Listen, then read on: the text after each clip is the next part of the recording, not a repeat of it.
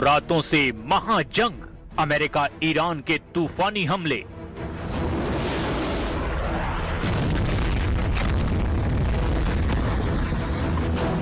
पश्चिम Asia से इस वक्त की सबसे बड़ी और खौफनाक खबर सामने आ रही है। अमेरिका और ईरान के बीच जारी जंग के 9 दिन हो चुके हैं। बीती 9 रातों की भीषण बमबारी ने पूरे मिडिल ईस्ट को बारूद के ढेर पर ला खड़ा किया है। हॉर्मुज की खाड़ी से लेकर जॉर्डन के रेगिस्तान तक, कुवैत के एयरबेस से लेकर ईरान के बंदरगाहों तक आसमान से सिर्फ मिसाइलें बरस रही हैं और जमीन पर सिर्फ तबाही के निशान दिखाई दे रहे हैं। अमेरिकी सेंट्रल कमांड यानी सेंटकॉम ने ईरान के सैन्य और नागरिक इंफ्रास्ट्रक्चर पर अब तक का सबसे बड़ा हमला बोला है। दावा किया जा रहा है कि अमेरिका के राष्ट्रपति ने दो टूक कह दिया है कि ईरान को हम नरक यानी जहन्नुम बना देंगे। ईरानी क्रांति गार्ड्स यानी IRGC ने जॉर्डन और कुवैत में मजबूत अमेरिकी ठिकानों को बैलिस्टिक मिसाइलों और सुसाइड ड्रोन से निशाना बनाया है। जॉर्डन और इराक में अमेरिकी ठिकानों पर हमले में 4 और अमेरिकी सैनिकों की मौत हो गई है। अब अमेरिका के कुल सैनिकों की मौत का आंकड़ा 17 तक पहुंच चुका है। इस वक्त अमेरिका के फाइटर जेट्स और टॉमहॉक मिसाइलें पूरे ईरान में चुन चुन कर सैन्य ठिकानों को निशाना बना रही है। ईरानी विदेश मंत्री अब्बास अराक्ची ने कहा कि ये जंग तभी खत्म होगी जब मैदाने जंग में अपर हैंड ईरान के पास होगा।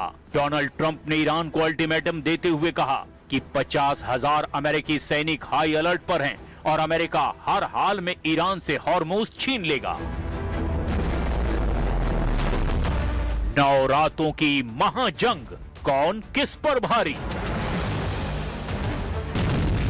ये महज 2 देशों का टकराव नहीं, ये दुनिया की सबसे अहम समुद्री व्यापार लाइन स्ट्रेट ऑफ हॉर्मुज को बचाने और उस पर कब्जा जमाने की जंग बन चुकी है। 9 रातों की इस लड़ाई ने ईरान युद्ध को महायुद्ध में तब्दील कर दिया है। अमेरिका ने मिडिल ईस्ट में तैनात अपने 50,000 सैनिकों को सर्वोच्च अलर्ट मोड पर रखा है। बहरीन में तैनात अमेरिकी नौसेना के 5वें बेड़े को आक्रामक कार्रवाई के निर्देश दे दिए गए हैं। बहरीन में सुबह से ही मिसाइल अलर्ट के सायरन गूंज रहे हैं।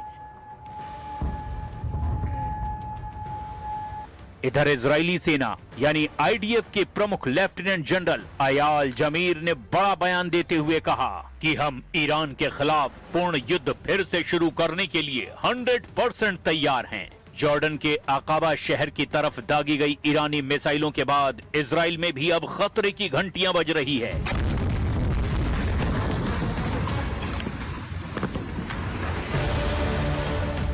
ईरान में अमेरिका के तूफानी हमलों का दायरा अब बहुत ज्यादा बढ़ चुका है।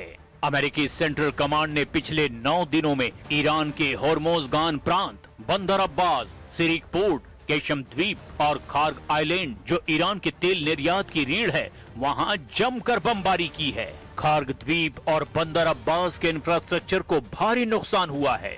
हॉर्मुजगान में डिसैलिनेशन यानी कि पानी को पीने लायक बनाने वाले प्लांट पर हुए हमलों की वजह से हजारों ईरानी नागरिक पानी के गंभीर संकट से गुजर रहे हैं। ईरान के missile launch pad, air defence radar और कमांड सेंटरों पर भी सैकड़ों बम गिराए गए हैं। एक तरफ अमेरिका अपनी सैन्य ताकत और फाइटर जेट्स के जरिए ईरान के इंफ्रास्ट्रक्चर और नेवी को पूरी तरह से तबाह करने में जुटा हुआ है, तो वहीं दूसरी तरफ ईरान अपनी एसिमेट्रिक वॉरफेयर नीति यानी सस्ते ड्रोन्स, घातक बैलिस्टिक मिसाइलों और हॉर्मुज की नाकेबंदी के जरिए अमेरिका और उसके सहयोगियों की कमर तोड़ रहा है।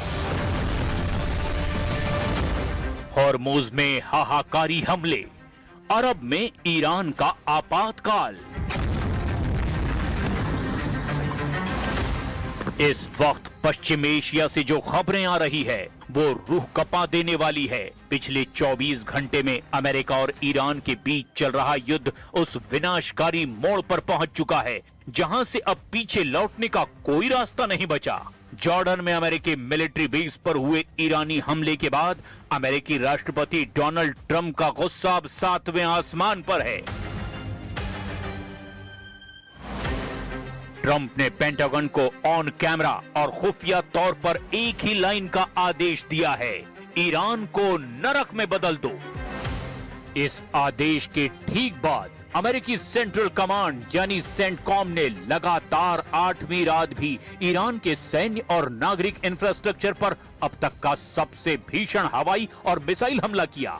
पिछले 8 दिनों से ईरान पर दिन और रात बिना रुके लगातार हमले अमेरिकी सेना कर रही है।